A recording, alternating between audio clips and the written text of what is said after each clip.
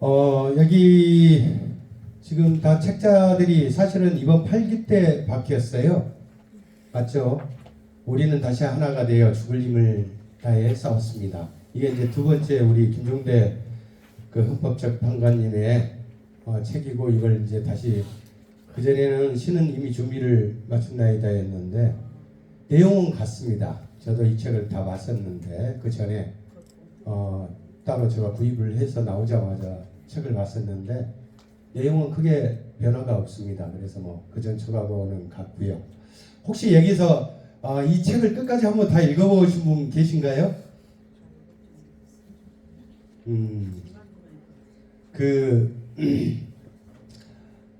다 그렇습니다, 원래.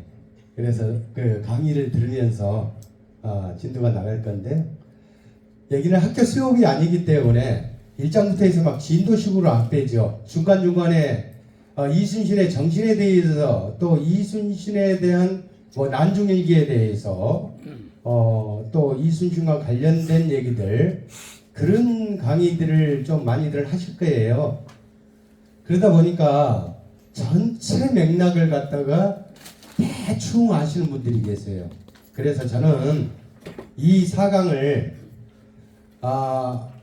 여러분들이 사실은 임진왜란이 시작되고 나서 1592년 4월 13일 날 임진왜란이 발발하고 나서 이 임진사에 대해서를 얘기를 하면 대부분이 5년 동안의 임진왜란 시절을 많이 얘기를 해요. 어디 다른데 이순신 역사가들도 마찬가지고 주로 다루는 내용이 이 임진왜란 때입니다. 그래서 이 정유제란 부분은 사실은 한 30% 정도밖에 안 다뤄요. 그 중에서도 명랑대첩, 노량해전이 줍니다. 근데 사실은 임진왜란 때보다도 어떻게 보면 가장 그 이순신의 진정한 인간적인 미를 볼 수 있고, 그냥 단순한 영웅이 아닌 인간 이순신으로서 어떤 고뇌가 있었고, 어떤 사건으로 인해서 어떻게 노량해전까지 마지막까지 가는지, 이 2년간의 기록이 오히려 충무공 이순신을 다 대변하는 그런 시기라고 저는 생각을 합니다. 그래서 굉장히 중요한 부분이에요. 그래서 오늘 사실은 여러분들 이렇게 배정된 시간이 1시간은 강의를 하고 1시간은 질의응답을 한다는데, 지금 여기서 보시면은 목차를 보시면은 이거 가지고 1시간 강의는 죽었다 깨어나도 못합니다. 그리고 저는 할 수 있습니다. 하지만 주먹구구식으로 강의할 거면은 저는 애당초 다루지를 않을 겁니다. 사실 이 4강의 강의가 어떤 강사분들한테도 굉장히 힘든 강의예요. 왜냐하면 가장 충무공 이순신 생애에서 가장 어두운 시기예요. 그래서 이 강의를 듣다 보면은 제가 말이 빨라질 겁니다. 위에 지금 정유재란 시작부터 시작해서 백의종군, 칠천량예전, 이게 전부 1시간짜리예요. 그 다음에 수군 재건로도 1시간짜리입니다. 명랑대첩도 1시간짜리예요. 근데 이걸 1시간 만에 끝낼 수는 없어요. 그래서 저는 질의응답도 받겠습니다. 여러분들 의지가 있다면 이 강의가 다 끝나고 얼마든지 질문해 주십시오. 그러면은 제가 답변하겠습니다. 근데 2시간은 제가 쭉 해서 달릴 겁니다. 중간에 물론 힘드시면은 중간에 쉬는 시간을 두겠습니다. 그래서 정유재란 발발부터 시작해서 명랑대첩까지, 바로 직전에 저리도해전, 그 다음에 노량대첩으로 넘어가기 전까지 어떤 사건이 있었는지 제가 맡은 부분 이 4장에 대해서 여러분들이 이 시간에 확실히 정리를 하고, 내가 알지 못한 부분들이 이렇게 많았구나 아마 느끼시게 될 겁니다. 역사를 제대로 알아야만, 그리고 충무공 이순신의 발자취와 그때 사건들을 알아야만 그분의 정신을 알 수 있습니다. 근데 통틀어서 정신만 얘기하면 어떤 거 갖고 그렇게 얘기한다 이렇게 마음이 와닿지가 않아요. 그래서 오늘은 사실적인 얘기를 할 겁니다. 여기에 출처는 가장 우선 난중일기를 기초로 했습니다. 두 번째 선조실록을 기초로 했고요. 선조수정실록, 징비록, 조경남의 난중남록, 그 다음에 정의득의 해상록도 나올 거고, 그 다음에 이수광의 지복유설, 그 모든 책자의 기록의 내용으로 가지고 저는 사실적인, 역사적인 사실적인 얘기를 해드릴 겁니다. 넘어가 버렸네요. 그러면은 백의종군에 대해서 여러분들 다 아시죠? 어떻게 그 전에까지 약간 복습하고 갈까요? 자, 여러분들은 항상 이 버릇처럼 23전 23승이라는 말씀 하십니다. 근데 오늘 이후부터는 적어도 이순신을 공부하신 여러분들은 23전 23승이라는 얘기를 하시면 안 돼요. 제가 그 근거를 보여드릴게요. 이것은 한 드라마에서 작가가 만들어낸 허구입니다. 근데 온 국민이 우미화가 돼서 23전 23승이라고 각인이 돼 있어요. 자, 육군 시절에 여진족을 물려쳤던 그 전쟁을 빼고도 제가 지금부터 가볼게요. 여러분들 앞에서 다 배우셨을 거예요. 자, 처음에 5월 4일날 출정을 해서 제일 먼저 뭐가 1차 출정 때, 전라자수행에서 1차 출정 때 뭐가 있었죠? 옥포해전, 합포해전, 적지포해전 있죠. 3개예요. 2차 출정에서 사천, 당포, 당항포, 율포 7개죠. 그 다음에 3차 출정에서 뭐가 있었죠? 한산도, 그 다음에 안골포해전이 있었죠. 자, 9개예요. 자, 4차 출정에서 화중구미, 그 다음에 장림포, 화중구미, 서평포, 다대포, 그 다음에 초량목, 조령도, 자, 부산포. 자, 총 해가지고 16개가 16차례의 4차 출정에서 16차례의 전투를 벌입니다. 그 뒤에 1593년으로 넘어가서 2월에서 3월 사이에 이때가 전라자수행 5차 출정이에요. 그때는 한산도로 군영을 옮기기 전입니다. 자, 5차 출정에서 1593년 2월에서 3월 사이에 7차례의 웅포해전이 있었습니다. 자, 여기까지가 전라자수행에서 출발해서 벌어진 전투예요. 그 뒤에 한산도에 7월 달에 진영을 옮기죠. 본영을 옮긴 게 아닙니다. 진영을 옮긴 거예요. 진영을 옮겨서 그 해에는 전투가 없었습니다. 1594년 3월에 다시 제2차 당항포 해전이 일어나요. 자, 벌써 몇 개죠? 세고 계셔 보세요. 제2차 당항포 해전이 있었어요. 자, 9월에 장문포 해전이 있었습니다. 넘어와서 1597년으로 이제 정의전환으로 넘어와요. 자, 수군을 재건하고 나서 어람포 해전이 있었죠. 벽파진 해전이 있었죠. 그 다음에 명랑대첩이 있었어요. 그 뒤에 여러분들이 아는 공에 있는 저리도 해전. 그 다음에 여수에서 최초로 일어났던 장도해전이 바로 외계성 전투에 7차례 외계성 전투에 들어가는 해전 중에 하나가 장도의 큰 전투였습니다.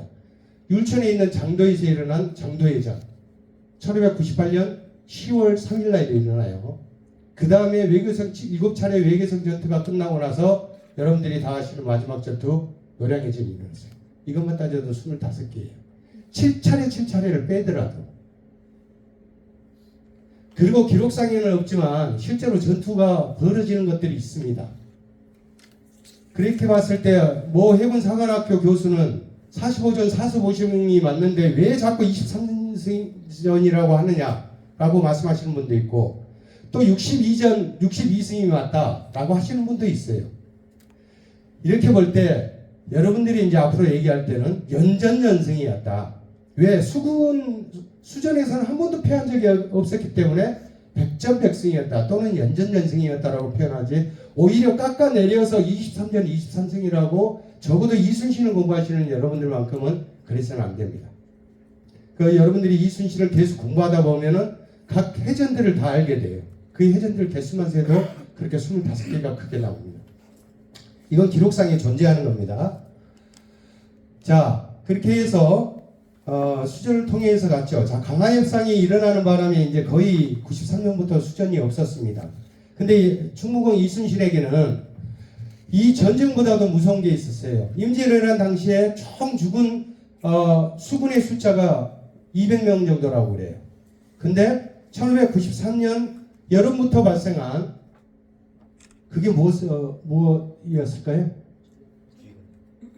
기근. 기근은 그 굶어 죽는 게 이제 그 흉작이 들고 그건 당연히 기근이 생겼죠.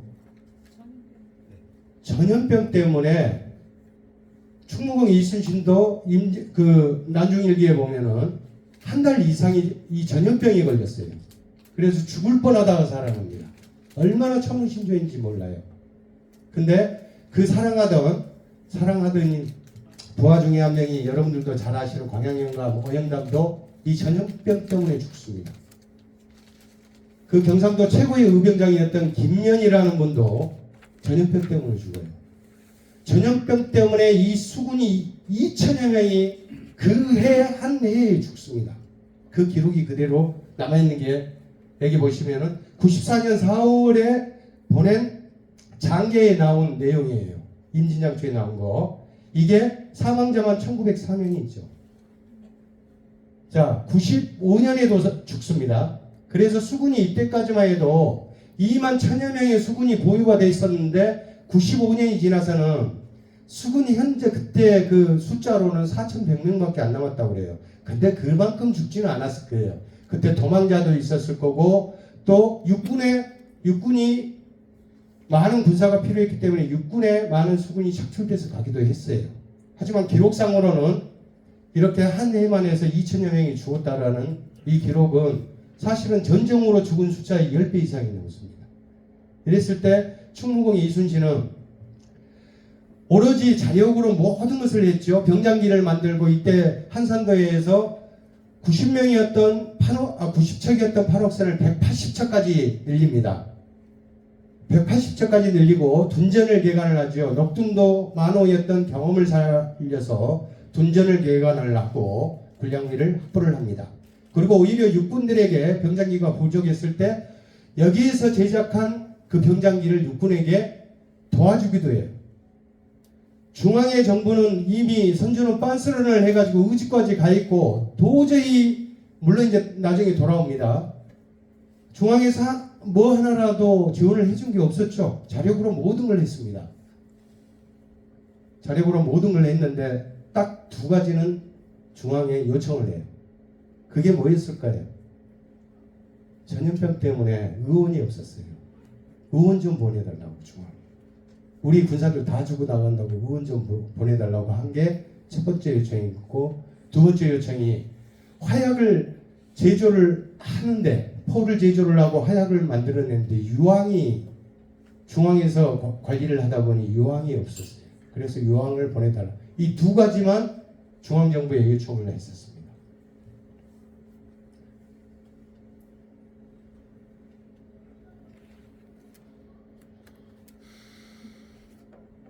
자, 이렇게 전염병과 싸우면서 나름의 그 한산도를 고수를 하면서 적이 넘어오지 못하게 일본 수군은 임진왜란 당시만 해도 한산도 서쪽으로는 한 발짝도 못 내댔죠.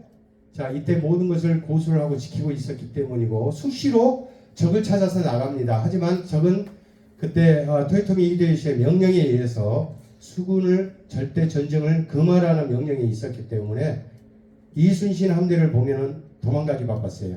그래서 더 승리를 거두고 싶어도 거둘 수 없는 사건이 그때 일어납니다. 자, 근데 중앙에서는 아무것도 안 하고 있다라고 생각을 하죠. 자, 뭐 강화 결렬된 것은 뭐 이것은 뭐 중요한 게 아니니까 넘어가겠습니다. 자, 흥무공 이순신이 두 번째 백의종군이 되는데요. 그 이유는 간단했습니다. 선조는 전쟁이 나자마자 한양을 버리고 개성을 버리고 평양성을 버리고 모든 백성들에게 지켜주겠노라 약속을 해놓고 의주까지 빤스런을 하죠. 도망가죠. 의주에서 하물며 명나라로 도망까지도 가려고 했습니다. 근데 명나라에서 거부를 하죠. 그리고 신하들의 엄청난 반대 때문에 차마 명나라로는 못 도망가고 있었어요.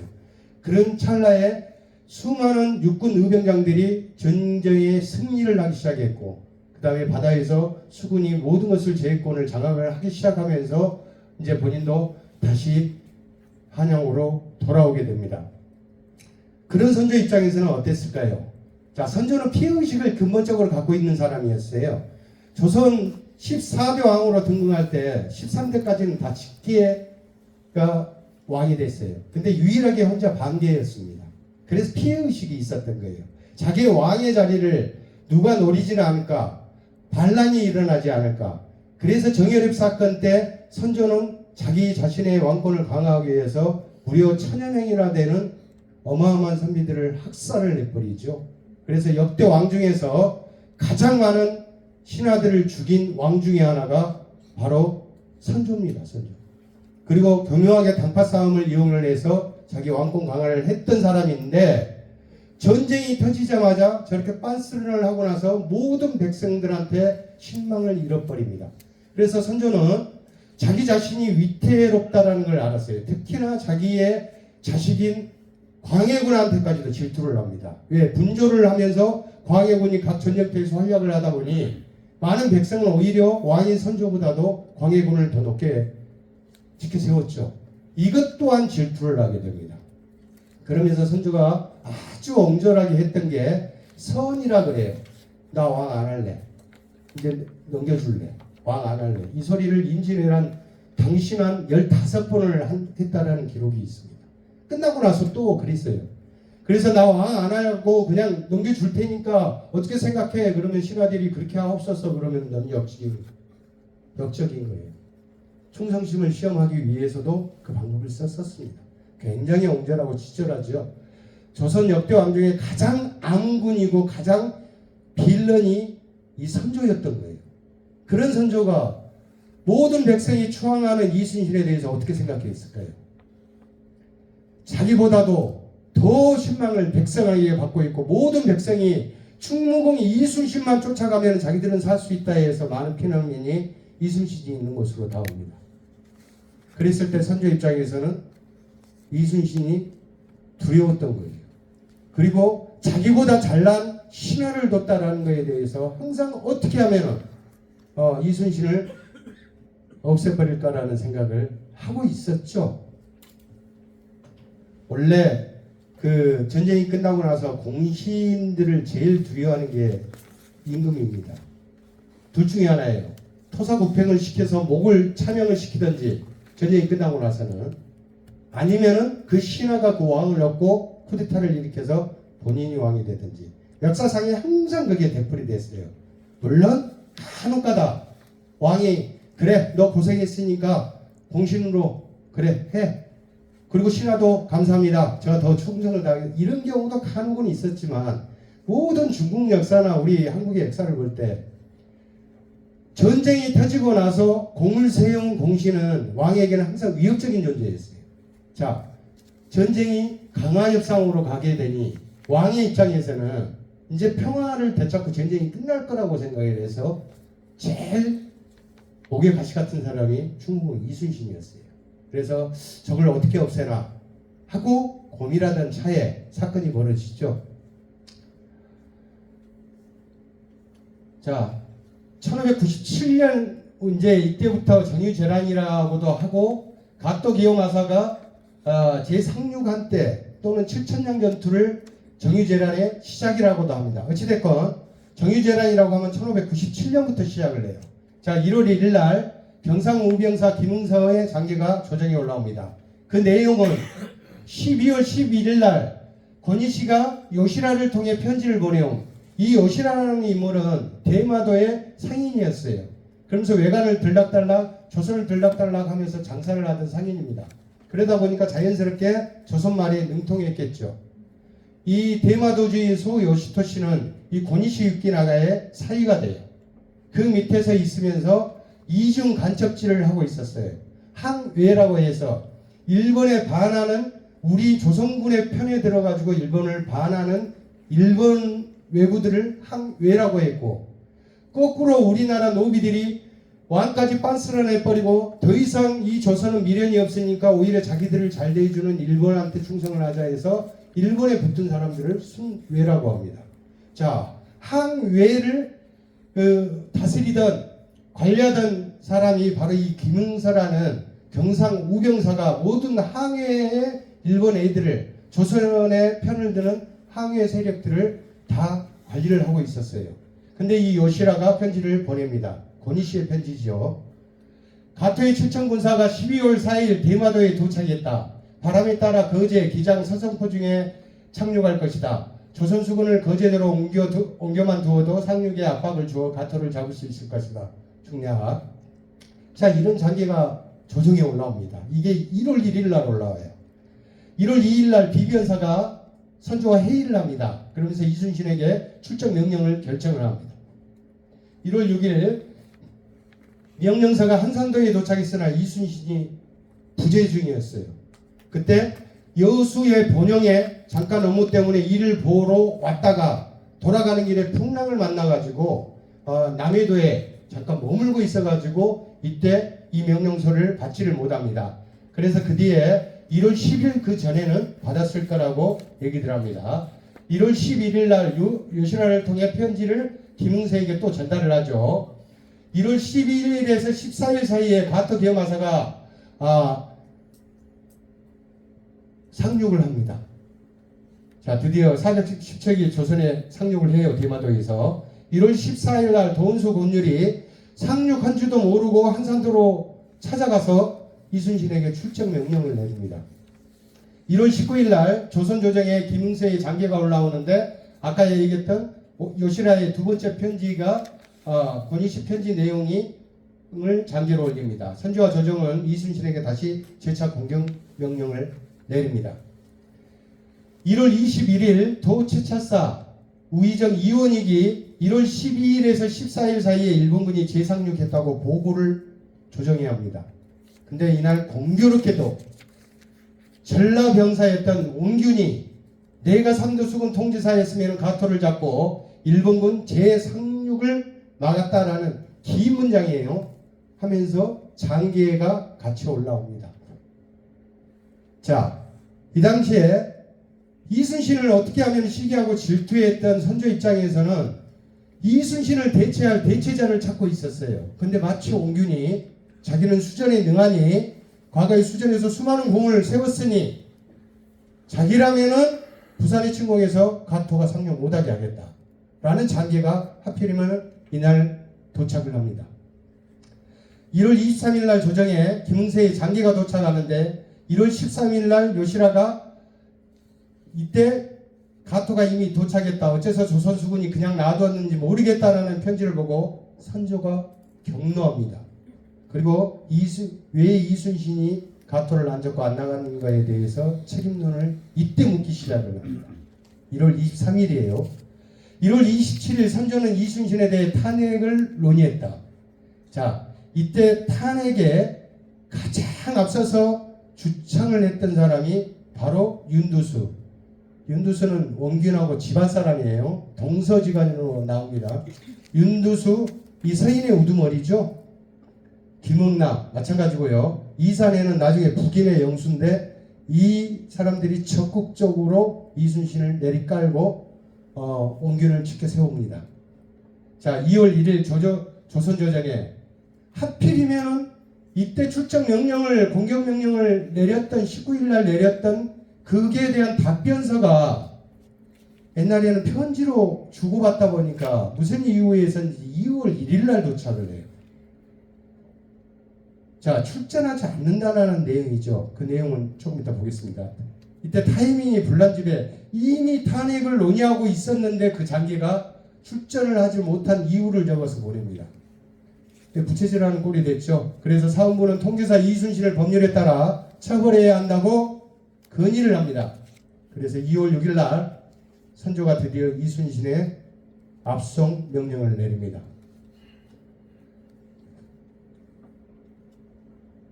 자, 출전을 미룬 이순신 반드시 적의 관계가 있을 것이요. 우리가 배를 많이 끌고 가면은 적이 모를 일 없고 적게 끌고 간다가는 도리어 역습을 당할 게 불룰 뻔하여 간첩의 말을 듣고 그대로 따를 수는 없는 것이요. 자, 이 이유였습니다. 이때 당시만 해도 한산 대첩 이후에 부산포 대첩 이후에 1593년 이후에는 과거하고 틀리 안골포, 웅포, 가덕도, 이 부산포 진영, 그 다음에 장문포라 해서 거제도 일대에 다 외성이 다 쌓여져 있었어요. 외성을 쌓고 견고하게 지키고 있었습니다. 이 얘기는 함대가 쫓겨가면 이미 그 외성들에서 다 보고 있다라는 거예요. 뭐 함대가 쫓겨가면은 부산을 공격할 때 그 옆에 있던 가덕도나 웅포나 안골포에서 저기 뒤에서 둘러싸버릴 가능성이 있기 때문에 안 되는 것이고, 많이 간다면은 대함대가 이동하는 것을 전부 전망대에서 다 보고 있기 때문에 그걸 자기들은 피할 것이라고 이순신은 얘기를 했어요. 겁이 나서 안 간 게 아니죠. 자, 첫 번째는 정보의 출처를 신뢰하지 않았죠. 이게 다름이 아닌 임진왜란 때 제1군 선봉장이었던 권위시 육기나가의 바로 부하 첩자한테서 나온 요시라한테 나오는 정보예요. 이게 김웅서를 통해서 권유를 통해서 조정으로 받고, 조정에서 다시 권유를 통해서 이순신에게 간다라는, 이게 정보의 출처에 대해서 절대로 충무공은 믿지 않았어요. 그럴 수밖에 없는 게, 충무공이 싸우기 전에 항상 했던 게 뭐예요? 탐방꾼을 보내고, 그 다음에 세작선을 보내고, 백성들한테 이동 경로가 어떻게 되고 그 정보를 취합하고 철두철미하게 전쟁 전에 준비를 했던 게 충무공 이순신입니다. 근데 갑작스럽게 일본에서 나온 정보를 믿고 무조건 출정이라는 이 말은 신중한 충무공 이순신 입장에서는 할 수가 없었던 거죠. 두 번째, 왕명을 따를 경우에, 자, 무대포로 왕명이 나왔기 때문에, 자, 부산포로 다 진격을 하게 되면은 염려했던 것처럼 적에게 둘러싸이고 적의 함정에 빠져서 뒤에서 뒤통수를 칠 수도 있고, 이렇게 되면은 수군이 패망할 거라는 것을 충무공 이순신은 알았어요. 이때 얼마나 고민이 됐겠어요. 왕명을 따르자니 수군이, 자기가 어렵게 5년을 키워온 수군들이 전변할 것이 뻔한 거고, 왕명을 따르지 않자니 항명의 죄로 본인이 사형도 당할 수 있다라는 그 사이에서 고민을 했던 겁니다. 장기 도착 며칠 전에 가토 기마사가 이미 가덕도에 들어와 버렸죠. 그래서 출전을 한들 또 의미가 없었던 거예요. 큰 바다로 나갈 경우 웅포와 가덕에 수많은 병력으로 포위하고 공격할 가능성이 바로 이 내용입니다.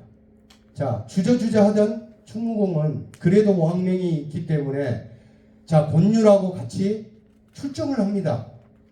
바로 저 정도로 부산포로 출정을 합니다. 그리고 위세를 보여요. 적선들 그 기록에서는 밤이면은 거기서 외해에서 자고, 그 다음에 그 부산포로 들어가서 적선을 깨고 했다라는 게 있는데 그게 사실상 기록이 없어요. 그래서 돌아옵니다. 돌아오는 길에, 자, 수군들이 목이 말라가지고 가덕도에 내려서, 가덕도에서 물을 기른 차일라에 초병 1명이 죽고 5명이 일본군한테 포로가 됩니다. 그랬을 때 충무공 이순신은 전 함대를 동원해서 그 5명을 살리기 위해서 가덕도를 에워싸버립니다. 그리고 가덕도 외성을 향해서 공성전을 준비를 합니다. 그 5명을 살리기 위해서.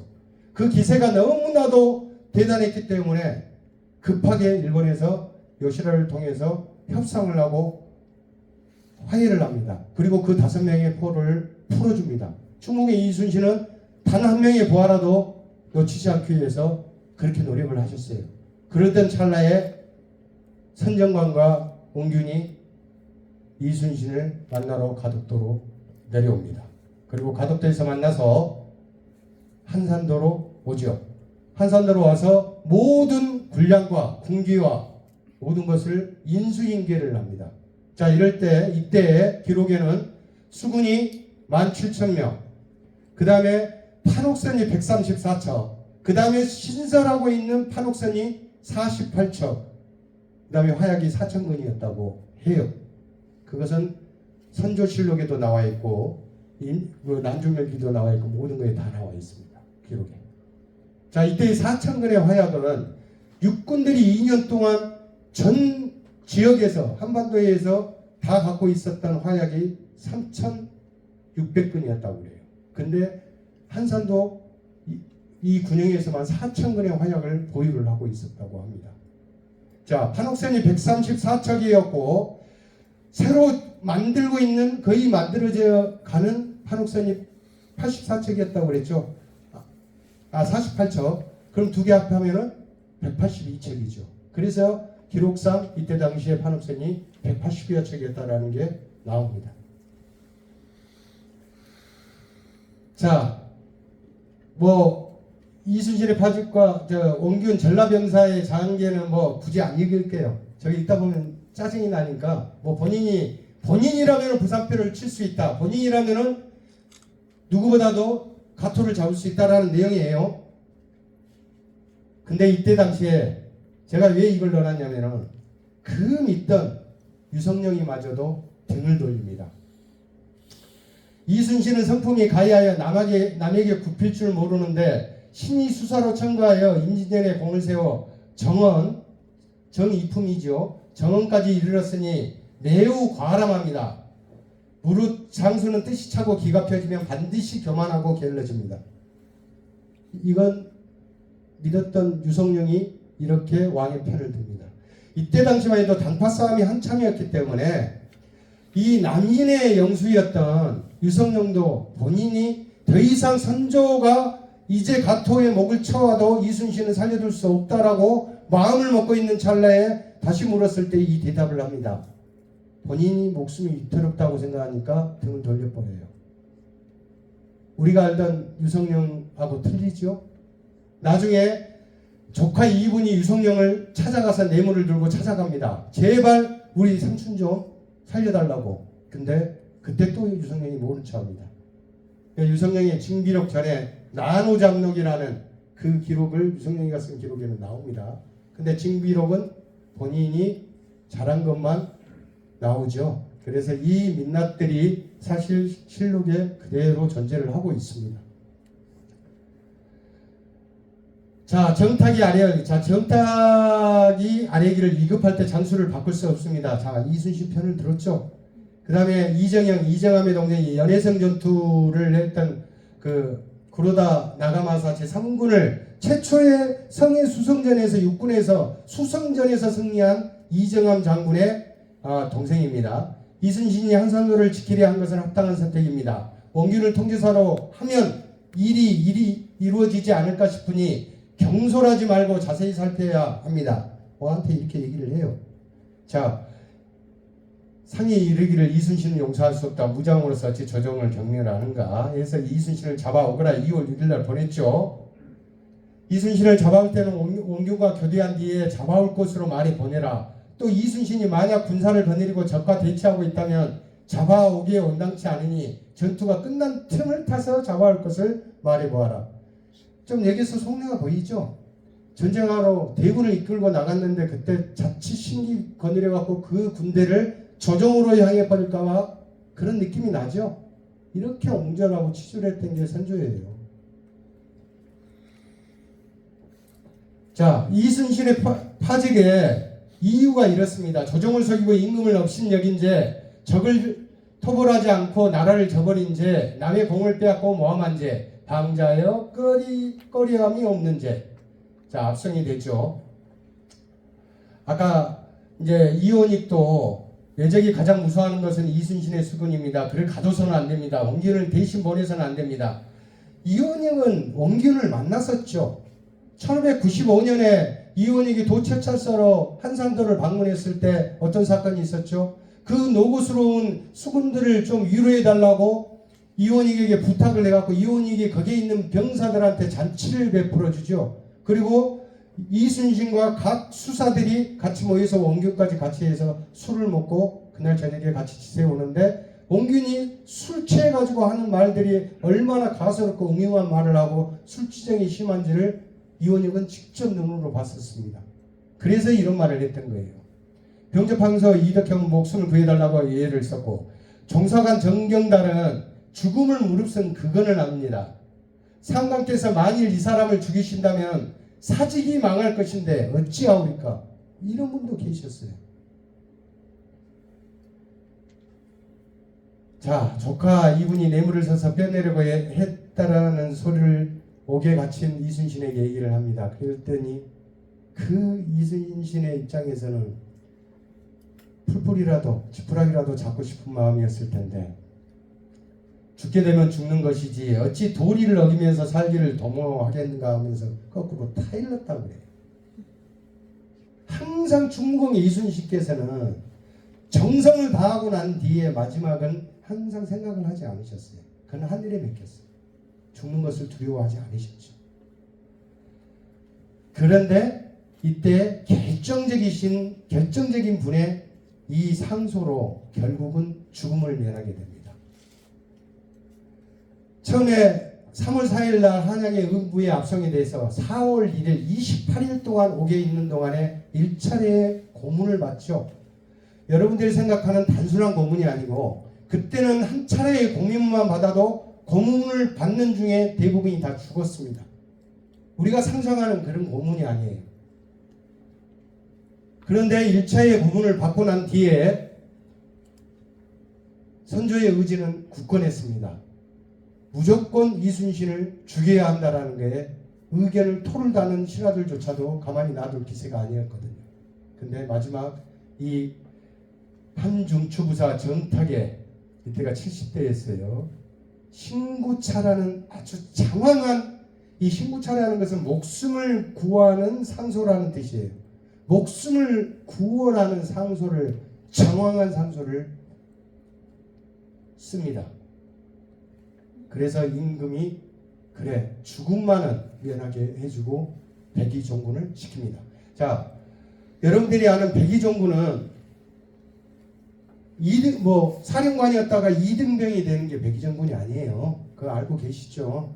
단지 직급이 없을 뿐이에요. 계급이 없을 뿐이에요. 그래서 평민과 같은 하얀 옷을 입고 군을 따른다 해서 백의종군이라고 합니다. 근데 이 형벌은 오히려 파직보다도 더 낫다 그래요. 한 번의 기회를 너가 여기서 공만 세우면은 다시 너의 자리로 갈 수 있게끔 기회를 주는 거예요. 그래서 이 백의종군은 그닥 슬픈 내용이 아닙니다. 나라에서 백의종군을 가는 길에 녹봉을 줘요. 녹봉을. 말을 주고 그 다음에 식사비를 주고 그 공무원으로서의 돈을 다 줘요. 그래서 그렇게 막 비참하게 백의종군 길을 가지 않습니다. 오히려 이 백의종군인데요, 이 가면서 많은 지방관들의 대접을 받습니다. 그래서 뭐 힘들거나 그런 게 아니고, 또 특히 전라도를 내려갔을 때 전라도 자기 그 장수들을 만나서 회의를 하고 그 장수들이 원하는 자료를 갖다가 제공을 해주고 그런 역할들을 해요. 그래서 백의종군을 내려오는데 이때 충무공 이순신께서는 가장 살면서 이 전쟁을 겪으면서 가장 큰 아픔의 사건이 바로 벌어집니다. 4월 1일 날 백의종군에서 풀려나는데 4월 11일 날 파옥 10일 뒤에 어머니가 83세로 별세를 합니다. 이 어머니가 마지막 의금으로 끌려갔다라는 소리를 듣고 죽기 전에 마지막 아들의 얼굴이라도 보겠다라는 심정으로 여수에서 정대수 우리 장군 집에 계시다가 여수에서 배를 타고 서해안을 따라서 올라갑니다. 올라가는 중에 심한 파도, 풍랑을 만나서 많이 보대끼면서 결국 객사를 하시죠. 객사. 자, 이때 어머니께서는 워낙 연로하시게, 옛날 시대에 83세면 굉장히 연로하신 거예요. 본인이 죽을 줄 알고 배에 관을 싣고 갔다고 그래요. 근데 죽기 전에 마지막 아들, 행여나 또 아들이 사형을 당할 수 있으니 죽기 전에 아들 얼굴 한번 보겠다라는 일념으로 갑니다. 4월 11일 막다. 새벽에 꿈을 꾸었는데 모두 몹시 번잡스러워 이루 다 말할 수 없었다. 덕이를 불러, 종이죠. 대강 이야기하고 또 아들 유리에게 이야기하였다. 마음이 몹시 언짢아서 취한 듯 무엇에 홀린 듯 마음을 가라앉힐 수가 없으니 이 무슨 조짐일까. 병환 중인 어머니를 생각하면 눈물이 저절로 흘렀다. 종을 보내서 어머니의 소식을 알아오게 하였다. 그 무도사는 온양으로 들어갔다. 4월 13일 배에서 달려온 종 순화가 어머님이 돌아가셨다는 소식을 전했다. 방을 뛰쳐나가 슬퍼 뛰며 뒹굴었더니 하늘에 솟아있는 해조차 깜깜하였다. 충무공 이순신은 어머니에 대한 기록이 난중일기 기록은 총 7년 동안 2539일의 기록이라고 그래요. 저도 안 세봤어요. 근데 그렇게 나옵니다. 어머니에 대한 기록이 한 100여 차례 나옵니다. 그 중에 약 7번은 병모, 노모, 병든 어머니, 나이 드신 어머니 이런 표현을 쓰지만 나머지 90번은 어머니란 표현을 안 써요. 그것은 시경에 나오는 백주라는 시가 있습니다. 그 측백나무 배라는 시에 나오는 모야천지라 해서 어머니는 곧 하늘이라는 뜻이에요. 그래서 항상 어머니를 지칭할 때 천지라고 어머니는 하늘이라는 뜻으로 천지께서라고 난중일기에 나옵니다. 자, 그런 어머니가 자식을 보기 위해서 한 번이라도 죽기 전에 자식을 보기 위해서 오시다가 객사를 했다라는 소식을 들은 이순신의 마음은 어땠을까요? 여러분 같았으면 어땠을까요? 나라를 위해서, 백성을 위해서 오로지 본인의 역할을 최선을 다해서 죽을 각오를 하고 싸워서 결국 수로를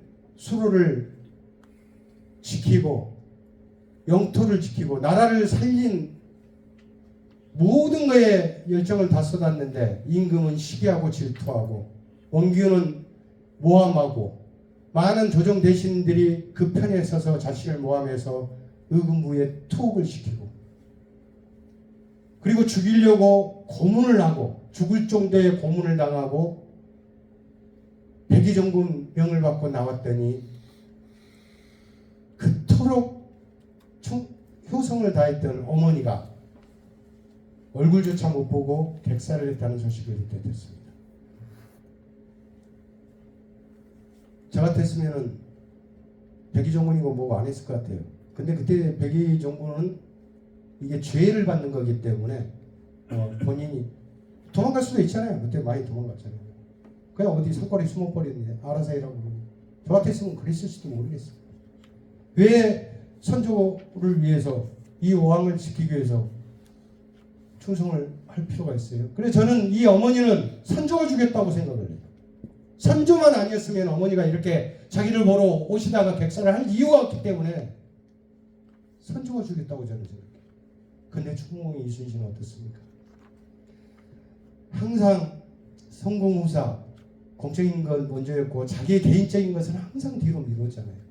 제가 우리 충무공 이순신을 존경하는 게 그 면 중에 한 면이 바로 이런 겁니다.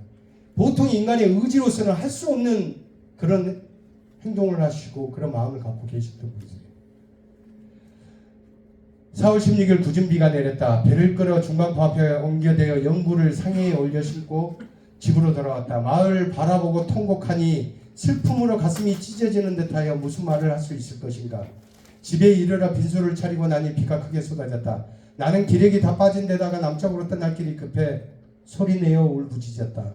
다만 빨리 죽기를 기다릴 따름이다. 천안 운수가 돌아갔다. 자, 4월 18일 비 오다 하루 내 비가 왔다 어김없이 불편하게 나가지도 못하고 그저 빈소 앞에서 공만 하다가 좋은 금수의 집으로 물러나왔다. 4월 19일 맞다. 일찍 길을 떠나며 어머니 영전에 자 3일밖에 못 지켜요. 이때 당시에 효성의 그 기본은 뭐였죠? 3년상을 지내는 거죠. 이때 아버지 돌아가셨을 때 3년상을 옆에서 지킨 분이 바로 충무공 이순신인데 정작 그 사랑하는 어머니가 돌아가셨을 때 본인은 죄를 짓고 백의종군길을 가야만 되기 때문에 3일만 머무르고 빨리 금우랑이 재촉을 하니 그 영전 앞에서 인사를 올리고 울부짖을 수밖에 없었던 거죠. 충성을 다하여 했더니 죄가 이미 이르렀고 효성을 바치려 했구만 어머니마저 가버렸네. 이제 어서 죽기만 기다려야 하는 거가. 마을을 돌아보니 가슴은 찢어지고 비조차 내리는데 금우랑은 길 재촉하네. 천지에 나 같은 사람 또 어둠이 있을고 어머니 영전의 하적을 보하고는 엎드려 통곡한 뒤 원수진, 이거 초계의 원수진을 향해 떠나죠.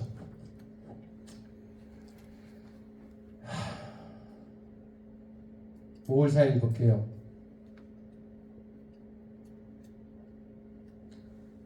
어머니 생신이다. 슬프고 애통함을 참을 길이 없었다. 닭이 울 무렵에 일어나 앉아 눈물만 흘렸다. 오후에 비가 몹시 퍼부었다. 자, 5월 6일로 가볼게요. 꿈에 이제 두 형이 나타납니다. 여기서 이제 놀라운 사실이 또 있는데, 꿈에 돌아가신 두 분의 형님을 만나 서로 붙들고 울었다. 형님들이 말씀하시기를 장사를 지내기도 전에 천리 밖에서 종군하고 있으니 누가 일을 맡아서 한다는 말이냐. 통곡을 하더라도 어떻게 할 것인가 하셨다. 두 형님의 홀령이 천리 밖까지 따라오셔서 이와 같이 근심하고 걱정하시니 슬프고 마음이 아파 견딜 수가 없다. 또 남원의 추수일을 감독하는 데 대해서도 걱정하시는데 그것이 무슨 뜻인지 모르겠다. 여기서 굉장히 좀 살떨리는 내용이 있어요. 이때가 5월 6일입니다.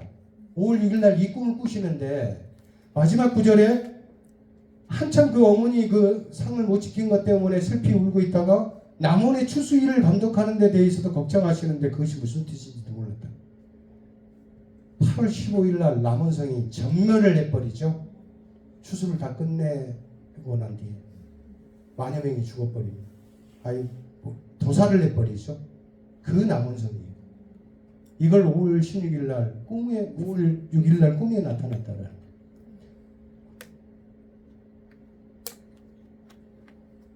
자, 그러면은 이제 옹균에 대해서 말씀을 안 드릴 수가 없네요. 자, 삼대수군 통지사가 된 옹균의 행적에 대해서 조금 알아볼게요. 자, 이것은 제가 얘기하는 게 아니라 실제 그 난중일기나 이 기록에 남아있는 난중일기는 충무공 이순신께서 남에게 보이기 위해서 쓰신 글이 아니에요. 왜 우리가 난중일기가 가장 임진왜란 당시에 돌아가시기 1598년 11월 19일 날 노량해전에서 돌아가시기 바로 이틀 전까지 난중일기를 쓰시는데 왜 난중일기를 가장 객관적인 시각으로 보고 객관적인 사실로 받아들일 수밖에 없냐면은 충무공 이순신께서는 나중에 이걸 역사에서 이렇게 풀어먹으라 해서 그걸 쓰신 게 아니에요.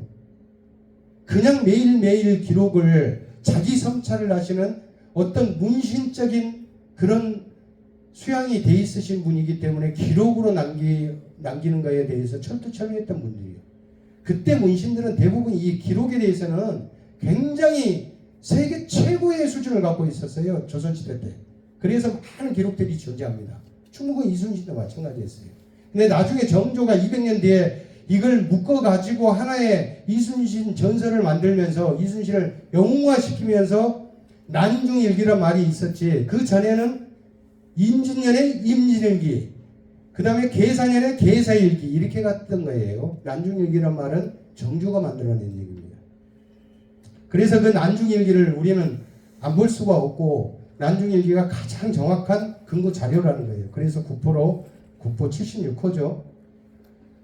자, 이때 옹균에 대해서 난중일기에서는 옹균을 음흉한 놈, 음흉하다, 뭐 병법도 모르고 아무것도 모른다, 술주정이 심해서 괴이하다 이런 글들이 굉장히 많습니다. 난중일기 읽어보신 분들은 아시겠지만 그건 솔직하게 자기 감정을 쓰신 거예요.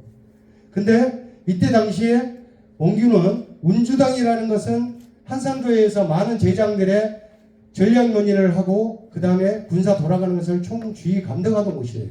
그리고 하물며 밑에 있는 평계급 무사라도 와서 그 장군을 충무공 이순신을 아련하고 얘기를 할 수 있는 터놓은 대화의 열린 장이었어요. 자, 옹균은 가자마자 어떻게 했어요? 울타리를 칩니다. 어떤 누구도 못 들어오게. 많은 제장들이 논의할 게 있어서 찾아가면은 아예 들어오지를 못하게 울타리로 막아버립니다. 이중으로 울타리를 쳤다고 해요. 거기서 기생 첩을 끼고 놉니다. 한눈에 여기에서 어떤 사건까지 벌어지냐면은 자기가 데리고 있던 서리의 부인이 탐이 나서 그 서리를 육지로 심부름을 보냅니다. 그리고 그 자기 부하의 그 부인을 탐하려고 하는 찰나에 그 부인이 밖으로 뛰쳐나와갖고 소리를 질러서 많은 군관들이 보게 돼서 했던 그 기록들이 실제로 있습니다. 옹균이가 좋다라고 하는 사람은 뭐 그런 사람들 있겠죠. 여기 혹시 원씨 있습니까? 제가 그럼 큰일 나서 그래요. 원씨는 원주 원씨 하나밖에 없습니다. 물론 이제 원규는 평택에서 태어났어요. 근데 원주 원씨 하나밖에 없어요. 그래서 원씨는 다 동일한 조상이 이 원균입니다. 그래서 원씨도 있으면 조심해야 돼요. 원균 여기 함부로 하면 안 됩니다. 자, 그리고 성질을 포악해가지고 쓸데없이 자기 말을 안 들으면 무조건 굴령으로 취급을 하고 빠따를 치고 곤장을 때리죠. 특히나 이순신 밑에서 이쁨을 받았던 많은 군관들이 이때 괴롭힘을 굉장히 많이 당했다고 해요. 아예 대놓고 그래 네 이순신 그렇게 따라다녔지 하면서 노골적으로 미워했다라는 기록들이 있습니다. 자, 두 번째 보겠습니다. 안방준의 음복연서. 이 안방준이라는 사람은 원균의 친척이에요. 이 친척이 쓴 글을 한번 볼게요. 이 안중홍이도 같은 친척입니다. 집안인데 원균. 자, 이게 삼도수군 통제사가 되고 나서 한 얘기예요. 제가 이 직함을 영화롭게 여기는 것이 아니라 오직 이순신에 대한 치욕을 씻게 된 것이 통쾌합니다. 이때만 해도 전라병사였어요. 그럼 전라병사는 종이품입니다. 삼도수군 통지사도 종이품이에요. 같은 계급이에요. 병사랑 삼도수군 통지사는. 그러니까 자기가 통지사가 된 게 영화로운 게 아니라 이순신을 연맥인 걸 자기는 그렇게 미워했던 이순신을 연맥인 걸 자기는 통쾌하게 느꼈다는 거예요. 그래서 그 친척이 묻습니다. 적을 무찔러서 이순신보다 더 큰 공을 세워야 진짜 치욕을 씻었다고 할 수 있지. 겨우 이순신 자리를 차지했다고 치욕을 씻었다고 할 수 있어. 하니 멀리서 싸울 땐 편전을 쓰고 가까이서 싸울 땐 칼과 몽둥이를 쓰면 됩니다. 기가 차죠. 그랬더니 이 친척이 원균이 돌아간 후에 안중홍은 원균의 사람됨을 보니 큰 일을 하기는 글러먹었다. 친척까지도 이렇게 합니다. 친척까지도. 그리고 이것뿐만 아닙니다. 이제 원균의 삽질이 얼마나 심한지 이제 지금부터 나옵니다. 최고의 삽질을 해야 되죠. 자, 원균이 처음에는 삼도수군 통제사가 돼갖고 자기가 자기라면 가토를 잡을 수 있고 부산포를 함락할 수 있다라는 그 소리 쳤으니 자, 뭔가 공을 세워야 되겠죠. 3월 9일 날 거문도가 아니라 거제도에 있는 기문포에 일본 애들이 나무를 베고 있었어요. 나무를. 그때 김응서 경상 우병사의 그 협조를 얻어갖고 요시라가 허락을 해가지고 그 허락을 맡아갖고 강화 입상 중이었으니까요. 그래가지고 그 기문포를 갔는데 세척에 대함대를 끌고 갑니다. 대함대를 끌고 와가지고 나무를 하고 있는 애들을 불러 모읍니다. 나무 해라. 그리고 술과 고기를 내줍니다. 먹입니다. 그래놓고 돌아가는 척하다가 몇 대의 판옥선을 보냅니다. 그러면서 일시 공격을 해요. 판옥선을 대놓고. 그러니까 일본 애들도 가만히 있어요. 당하기 싫으니까 무태 대여져 있는 판옥선으로 올라타 버립니다. 그리고 그 판옥선을 놓아줘갖고 그 판옥선 한 척을 탈취해서 갑니다. 그래서 어떻게 해요? 수군들이 어쩔 수 없이 우리 판옥선을 포 공격을 하고 우리 판옥선에 대해서 불화살을 날리고 해가지고 판옥선 한 척을 태워버립니다. 근데 원균은 장계를 올립니다. 뭐라고 장계를 올려요? 적 47명을 사살했습니다. 그 선조는 이걸 보고 와 장하다. 그럼 이 공로를 취하해라. 그래갖고 상을 주려고 했다니까요. 근데 권율과 이원익의 장계가 올라옵니다. 알고 봤더니 고성일령 그 판옥선을 댔던 그 판옥선 대장이 고성일령 조홍도였어요. 이 조홍도가 전사를 합니다. 그리고 우리 140명 수군이 전사를 했다라는 내용을 왕에게 올립니다. 나쁜 놈이죠. 자, 그러면서 3월 29일 날은 이제 와서 보니 충무공 이순신이 왜 출정을 안 했는지 그 이유를 알게 되는 거예요. 전부 왕골포, 가덕도, 그 다음에 웅포에 외성이 쌓여 있어가지고 부산포로 진격하면 뒤에서 에워싸는 형국이 돼버리기 때문에 이거 함부로 쳐들어갈 수가 없어요.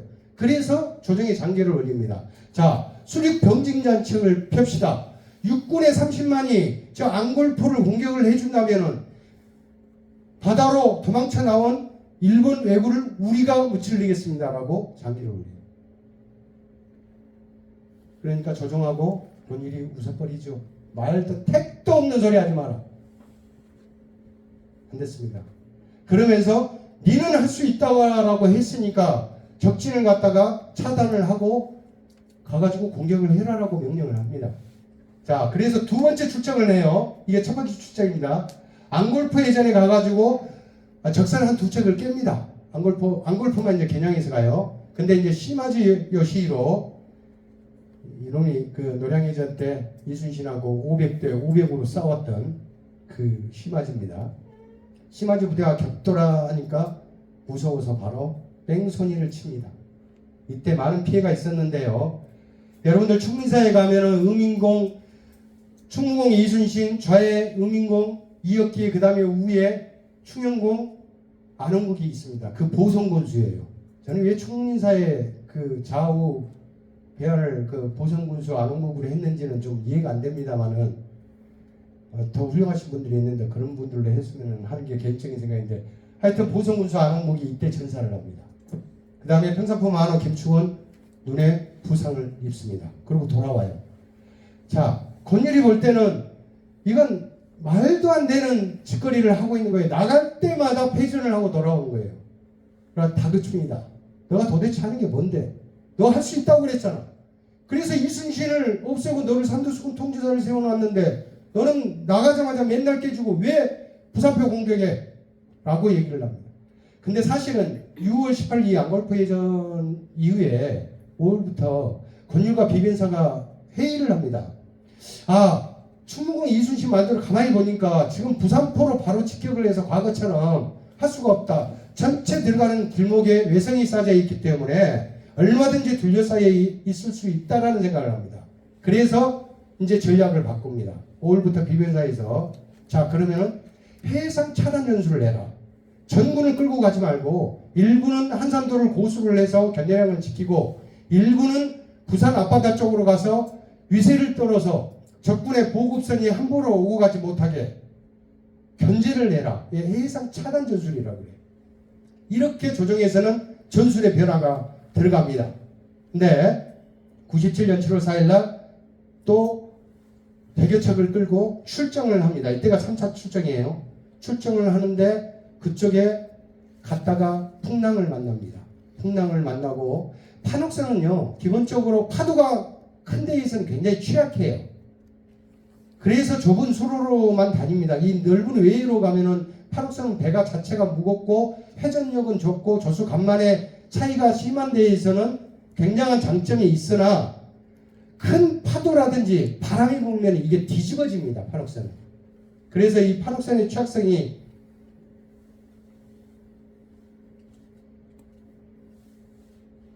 심한데요. 이때 20여 척을 상실하고 돌아옵니다. 다시 돌아와요. 자, 3차 출정도 이제 망가져서 왔죠. 자, 이때 권율이 곤양에 내려와서 원균을 부릅니다. 너 이 새끼 이리 와. 넌 나갈 때 100점 100패를 하고 맨날 깨지고 판옥선만 다 잃어버리고 훌륭한 장수들이 다 죽어나가고 도대체 너는 뭐, 너 곤양으로 올라와. 사천이죠. 지금 사천에 곤양으로 불러드립니다. 그래 여러분도 아시죠? 곤장을 칩니다. 그래 국가가 내게 높은 벼슬을 대우해 준 것이 한갓 부귀의 즐거움이라고 누리라고 한 것이더냐. 임금의 은혜를 저버렸으니 너 죄는 용서할 수 없다 하고 곤장을 쳤다라는 내용이 있는데 또 다른 기록의 난중일기에 보면은 아 이때 같은 급이에요. 동은수 권율도 종 2품입니다. 근데 이제 물론 직책은 위에요. 그러다 보니까 같은 직책인 통제사를 때리지는 않고 옛날에는 그 높은 직책에 있는 사람들은 그 밑에 부하장수가 대신해서 벌을 받는 게 있다고 그래요. 난중일기에는 그 내용이 나옵니다. 사실 그 장수 한 명이 우리 원수가 주장해 준 죄를 대신받기 위해서 왔습니다 하고 이순신을 만나갖고 얘기한 그 구절이 있어요. 하여튼 이것은 그 기록상에는 또 한 대를 때렸다고 그래요. 그러니까 또 축정을 시켜야 되기 때문에 모욕을 주기 위해서 권장을 때린 거지. 이건 죄를 벌하려면 보통 기본 한 80대 100대를 때리거든요. 근데 한 대를 때렸다는 기억도 있습니다. 자, 매를 맞고 그 성질이 와갖고 분하고 이제 창피하고 하니까 이제 열이 받겠죠. 옹기들께 성이 나서 술만 퍼 마셨답니다. 그래서 그 밑에 있던 제장들, 제독들이 있죠. 전라자수사 이혁기와 충성수사 그 최호가 있었을 거고 경상우수사 배설이 있었습니다. 이 제장들이 와가지고 작전 회의라도 해야 되는 거 아닙니까? 라고 하는데 그 말을 듣지 않고 술만 퍼먹고 문을 가로 잠그고 말을 안 듣습니다. 그러더니 갑자기 급발진을 합니다. 그 급발진이 자 여기 한산도죠. 한산도에서 새벽에 전함대를 이끌고 전함대라고 하는 것은 판옥선만 그때 기록에는 134척이라고 그래요. 그 전에 아까도 막 많이 깨 먹었죠. 134척을 이끌고 갔으면 협선이나 포작선까지 하면 한 300여 척 이상을 다 데리고 갑니다. 이 한산도에 경계병을 쓰는 함대 한 척도 남겨두지 않고 전 함대를 끌고 급발진을 합니다. 자, 부산포로 향해서 7월 14일 날 새벽에 진격을 합니다. 쭉 갑니다. 자, 오늘 보세요. 자, 여기가 칠천도입니다. 칠천량을 거쳐서 쭉 가고 여기가 다대포입니다. 가덕도입니다. 쭉 가갖고 이 앞에까지 갑니다. 자, 여기까지 이렇게 가면은 보통 때 같으면은 여기에서 한산도에서 출발을 하면은 칠천도에서 1박을 합니다. 보통. 그 다음에 여기가 옥포거든요. 옥포에서 1박을 하든지. 이렇게 1박 1박을 하고 보통 부산포를 가요. 충무공 이순신은 항상 그랬습니다. 원균도 그렇게 했어요. 근데 이날따라 쭉 가서 여기까지 오후에 도착을 합니다. 그럼 격군들이 어떻게 했어요? 격군들은 이미 어깨가 다 나갈 정도까지 돼버린 거예요. 쉬지를 못하고 계속해서 그 무거운 노를 졌다고 생각해 보십시오. 자, 여기까지 갔는데 여기에서 적선, 연탐선 10척 정도가 달라붙습니다. 자, 간을 본 거죠. 이쪽에 웅포나 이런 쪽에서는 다 외생이 있어요. 가덕도도 외생이 다 있어요. 여기도 외생이 다 있고. 자, 이게 출정한 거, 대함대가 출정한 걸 이미 다 보고가 올라갔던 거예요. 자, 한 10여 척이 달라붙습니다. 그러니까 원균이 저 정도 공격 명령을 내립니다. 근데 일본의 전술은 정유재한테 이렇게 바뀌었어요. 어떻게 바뀌었냐? 자기들 배가 조선 배보다 훨씬 빠르니 가까이 가는 척하다가 후퇴하고 가까이 다가선 척하다가 후퇴하고 이렇게 해가지고 조선군 함대의 격군들의 진을 빼버리는 작전을 얘들이 실수를 합니다. 그러니까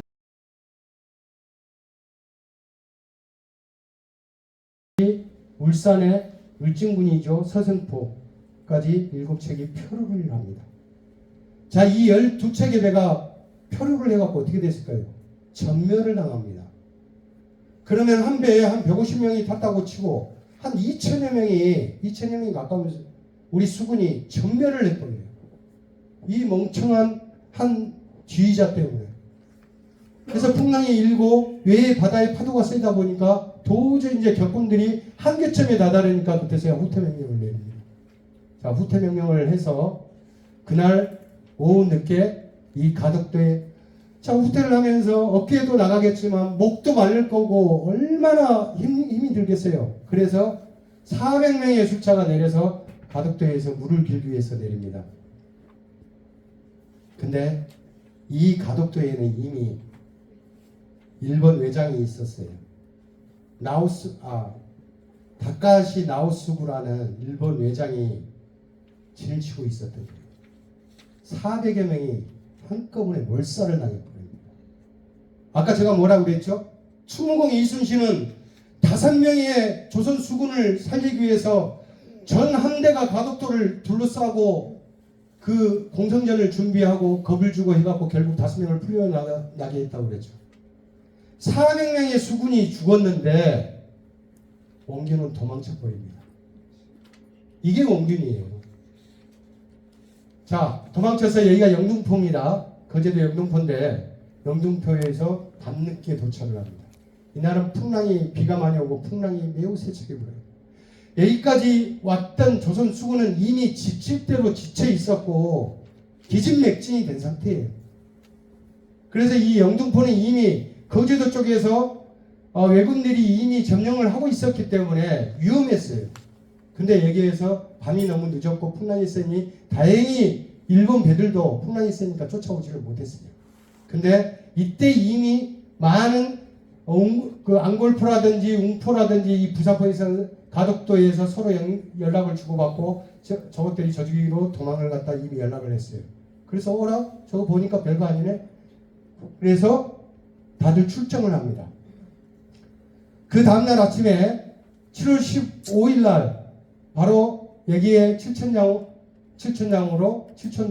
이동을 합니다. 칠천량은 명랑해역보다도 좁아요. 노량해역보다도 좁고, 물론 충무공 이순신 때도 풍랑이나 바람을 피하기 위해서 여기서 머무른 적이 많습니다. 하지만 여기 문제가 뭐냐면은 이 앞뒤를 차단을 해버리면 도망갈 곳이 없어요.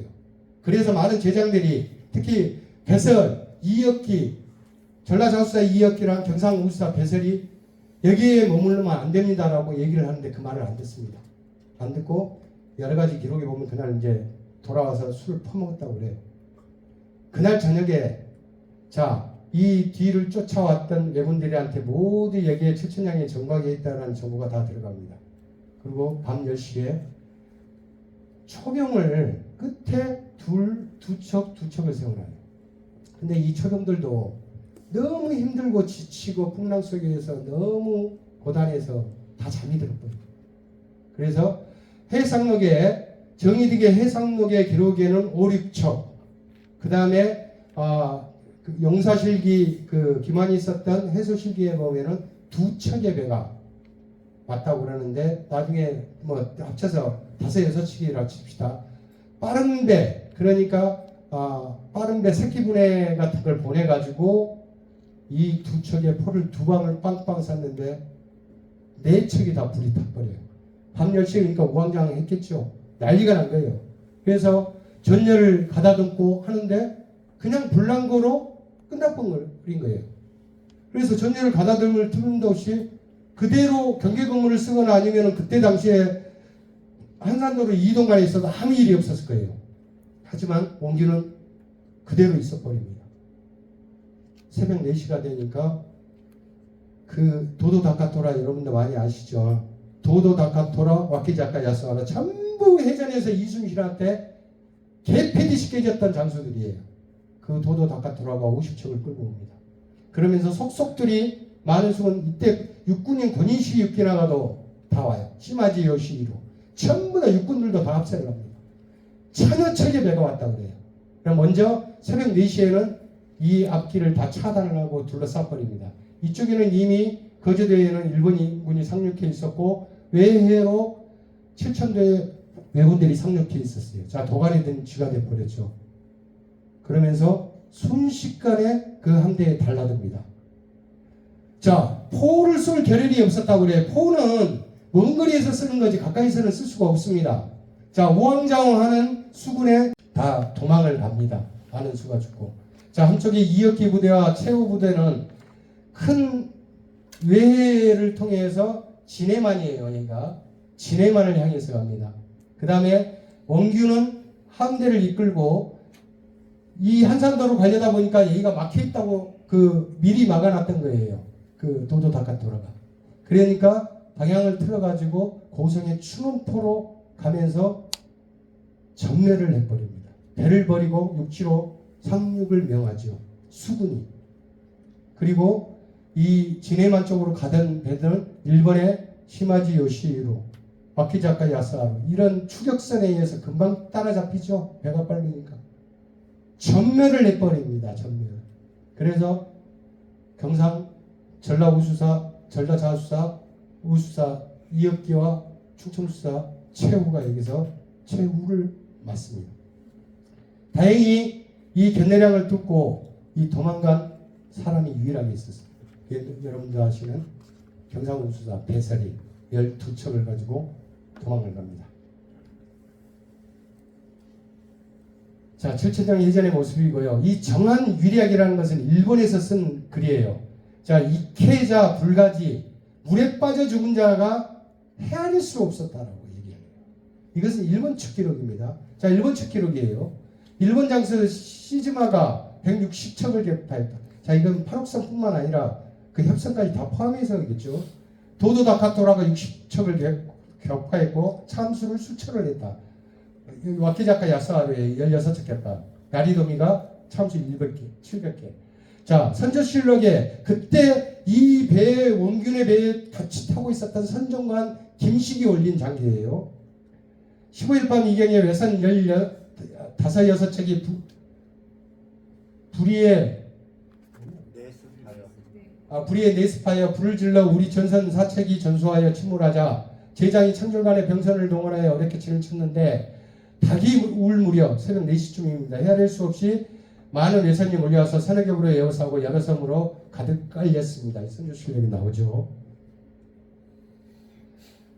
자, 총경공격을 해라고 안 했죠. 6월 26일 날 비변사가 아래길 현재의 함대를 배설 이었게 채워 원균이 거느린 서방으로 각각 한 부대를 만들어서 한산도를 굳게 지켜 부대별로 교대로 해상에 나가. 그러니까 한산도를 지키고 나머지 배는 그 나가서 이렇게 교차로 왔다 갔다 해라고 이렇게 권율도 올렸고 비변사가 또 7월 10일 날 해상 차단 전술을 해라고 했지 정군을 끌고 와가지고 부사표를 차부사라고 안 했어요.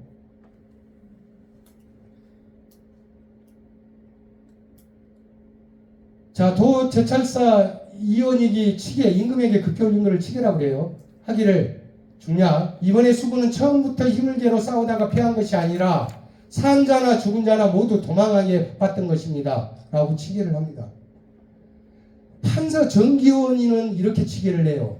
중략 모두 지뢰 물에 뛰어들어 죽거나 혹은 해안으로 기어올라 도망하여 흩어지니 적들이 비웃으며 말하기를 우리가 조선군사를 패망시킨 것이 아니라 조선군사 스스로가 패망한 것이다 라고 하였다. 이때 거북선 세척도 완전히 전모를 하죠. 그 원균 새끼가 죽었을까요? 이때 올라가고 그 김식은 죽었는지 모르겠다라고 장기를 올리는데 나중에 선조실록을 보면은 그 죄를 논하는 게 많이 나와요. 그러니까 어딘가에 살아 있을 수도 있겠네요. 근데 더 재미있는 건 이제 선조의 반응을 한번 보겠습니다. 한사를 지키면서 호랑이가 버티는 듯한 형세를 취했어야 하는데 중국의 이순신이 이랬었죠. 근데 출병을 독촉하여 이와 같은 패배를 초래하게 하였으니 이 일이 어찌 한 사람의 잘못이겠는가. 이는 실로 하늘의 뜻이다. 기가 차죠. 이순신한테는 출정 안 한다고 해갖고 모함을 씌우고 하옥을 시키고 죽이려고 했고 고문을 했고 했던 선조가 이렇게 얘기를 합니다. 그러면서 뭐라고 하는지 알아요? 마지막에 이번 일은 도원수가 원균을 제축했기 때문에 이와 같은 패배가 있게 됩니다. 이 도원수 권율이 자기 마음대로 할 수 있어요? 왕이 지시를 하니 이 권율이 원균을 도축을 했죠. 근데 핑계를 이렇게 댑니다. 왜? 자기가 그랬다라고는 차마 얘기를 못하는 거예요. 면피를 하는 거죠. 면피를. 그러면서 이게 실로 하늘의 뜻이 한 사람의 잘못이 아니고 이 원균을 두드러할 수밖에 없는 게 자기가 이순신을 죽이기 위해서 대체제로 선택한 사람이 원균 아닙니까? 근데 원균을 삼도수군 통제사로 만든 게 본인인데 원균 그놈이 잘못됐다 그러면은 그 원균을 임명한 본인이 잘못된 거기 때문에 끝까지 이렇게 변명을 선정을 합니다. 자, 이 부분은 이해 칠천량 전투예요. 지금 오늘 조금 지금 1시간이 넘어서 잠깐 쉬겠는데 오늘 이 내용들은 굉장히 여러분들 그냥 막 속이 후련하고 재밌는 강의가 아니에요. 막 감자 몇 개 씹은 것 같이 막 목이 타고 막 화가 나고 답답하고 그러시죠. 근데 이제 좋은 일도 있습니다. 하지만 또 답답함이 또 있는 게 바로 이 정의재란 때의 모습이에요. 자, 다음 부분은